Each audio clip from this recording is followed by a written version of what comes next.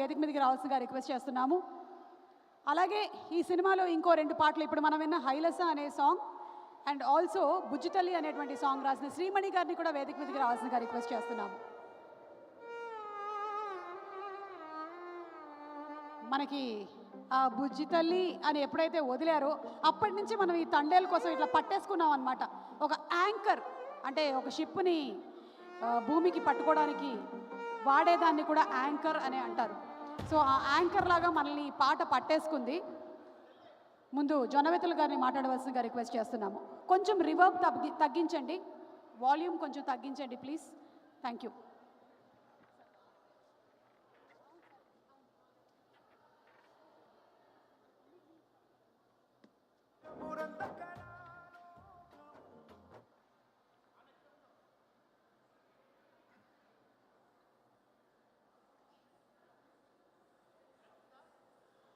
తండేల్ చిత్ర బృందానికి శుభాకాంక్షలు. ఈ సినిమాలో పరమేశ్వరుడి మీద ఒక పాట రాశాను. ఈ పాట ఒక పరమాద్భుతం. ఒక 10,000 సినిమా పాటల్లో ఇలాంటి పాట ఒకటి ఉంటుంది. ఉదాహరణకి 2012లో వచ్చిన డమరుకం సినిమా తరువాత మళ్ళీ అంత అద్భుతంగా శివుడి మీద వచ్చినటువంటి పాట ఇది. అంటే 13 సంవత్సరాల్లో సుమారుగా ఒక 8 నుంచి 10,000 పాటలు మన చలనచిత్ర పరిశ్రమ నుంచి బయటకు వస్తే ఇటువంటి పాట మళ్ళీ 13 ఏళ్ల తర్వాత ఒక 7-8 వేల పాటల తర్వాత ఒక పాట వచ్చింది. అంత అద్భుతమైనటువంటి పాట, 100 సంవత్సరాలు ఉండిపోయేటువంటి పాట ఇది.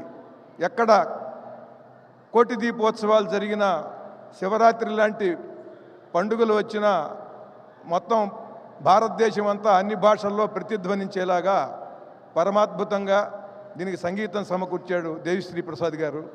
మొట్టమొదటగా ఆయనకి నా హృదయపూర్వకమైన ధన్యవాదాలు తెలియజేస్తున్నాను. ఈ చిత్రం దర్శకుడు చందు మొండేటి గారు ఈ పాట సన్నివేశం నాకు చెప్పి ఎడిటింగ్ రూమ్లో 2-3 సన్నివేశాలు కూడా 2 సీన్లు చూపించారు ఆయన. ఆ రోజున నేను చూసినప్పుడే నేను చందు మొండేటి గారితో అన్నాను, నాగ చైతన్య ఇంతకుముందు సినిమాలన్నీ ఒక రకం అండి, ఈ సినిమాలో అసలు ఆ ఫైట్ కానీ అసలు ఆ మనిషిలో ఉన్నటువంటి ఆ ఫోకస్ ఒక అద్భుతమైనటువంటి నాగ చైతన్య అంటే చైతన్యం అంతా కూడా మూర్తిభవించినట్టుగా ఉన్నాడు. చాలా అద్భుతమైనటువంటి సినిమా అవుతుందన్నాను. దాంట్లో ఆయన చెప్పినటువంటి కథ కూడా మీకు ఈ రోజున చెప్తున్నాను. ఇక్కడ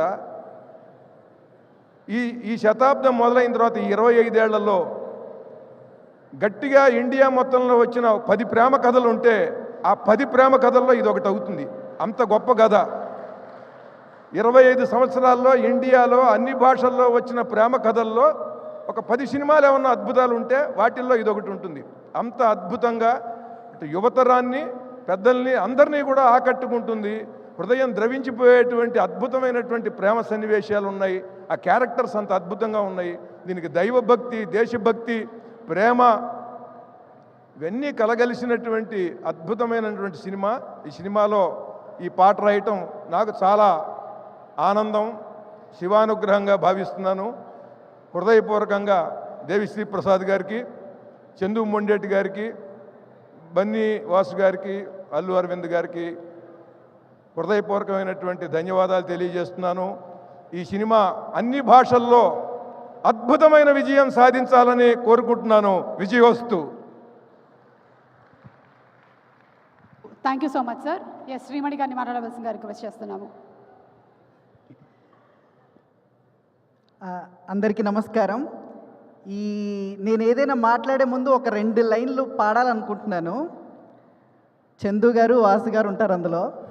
ఆ పాటలో ఎంతెంత సినిమాని చందు వాసు తీస్తూ ఉన్నా అసలింత అలుపే అనరు, ఎన్నెన్ని వర్షన్లు నేనే రాసి పంపిస్తున్నా ఒక లైను ఓకే చేయరు. సో ఇంకా ఆర్ఆర్ వర్క్ జరుగుతుంది. దేవి గారు నిన్న నైట్ కూడా ఒక చిన్న బిట్కి లిరిక్ అడిగారు అనమాట. అందుకని చెప్తున్నా, అంత వర్క్ చేస్తున్నారు. So all the best to the entire time. ఇందులో బుజ్జితల్లి అండ్ హైలెస్సో అండ్ నెక్స్ట్ ఇంకొక పాట రాబోతుందా, అదొక పాట. ఈ 3 పాటలు రాశాను అండ్ ఇంకా ఆర్ఆర్ బిట్లు కూడా జరుగుతున్నాయి. ఎప్పుడు ప్రేమ పాట, ప్రేమ సన్నివేశం చెప్పినా కూడా దాన్ని ఇన్స్పైర్ చేసే డైరెక్టర్ అండ్ ఆ కథలో, ఆ కథాంశంలో సన్నివేశాన్ని చక్కగా రాసే రచయితలు ఉన్నంత వరకు మా రచయితలకు ఆయుష్ పెరుగుతూనే ఉంటుంది ఈ పాటల రూపంలో.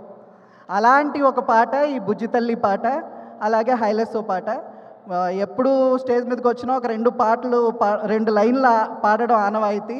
సో గురువుగారు ఉన్నారు, గురువుగారి అనుమతితోటి బుజ్జితల్లిలో ఒక 2 లైన్లు. గాలిలో ఊగిసలాడే దీపంలా ఊగిసలాడే నీవు సందకనా ప్రాణం, నల్లని మబ్బులు చుట్టిన చీకటిలా చీకటి కమ్మెను నీ కబురందకనా లోకం, సుడిగాలిలో పడి పడి లేచే పడవల్లే తడబడుతున్నా నీకోసం వేచుందే నా ప్రాణం. ఓ బుజ్జి తల్లి నా కోసం ఓ మాటైనా మాట్లాడే నా బుజ్జి తల్లి. ఈ దేవి గారు క్షమించండి, ఆప్షన్ ట్యూన్లో పాడాను. And thanks to Devi Sri Prasad garu, such a beautiful composition. And Hilesso కూడా చాలా మంచి కంపోజిషన్. ఈ ప్రేమ కథ అనగానే పాటలు అలా కుదురుతాయి, అంత మంచి సాహిత్యం కుదిరింది. ముఖ్యంగా చందు గారికి thank you so much sir.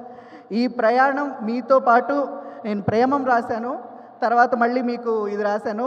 ఈ ప్రయాణంలో నేను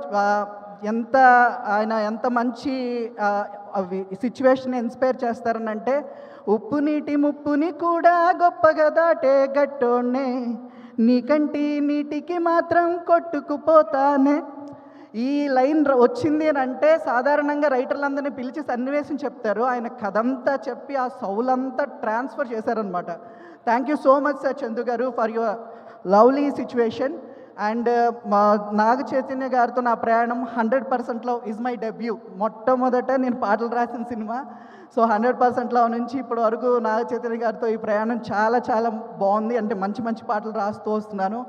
అలాగే ఆదిత్య మ్యూజిక్ వాళ్ళు 17 years అయిందంటున్నారు. అసలు ఆదిత్య మ్యూజిక్ వాళ్ళ ద్వారానే మళ్ళీ నా మొదటి పాట రిలీజ్ అయింది. సో వాళ్ళకు కూడా ఈ సందర్భంగా శుభాకాంక్షలు తెలియజేస్తున్నాను.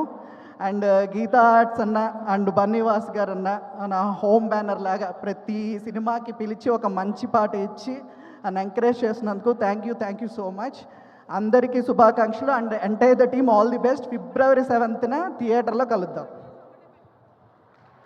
శ్రీమణికి అద్భుతమైన రచయిత, నా హృదయపూర్వకమైనటువంటి శుభాకాంక్షలు. చాలా మంచి పాటలు రాశాడు. శుభం. Thank you sir, thank you so much. మీలాంటి వాళ్ళు ఇంత అద్భుతమైన సాహిత్యాన్ని అందిస్తూ ఉన్నారు. భావితరానికి కూడా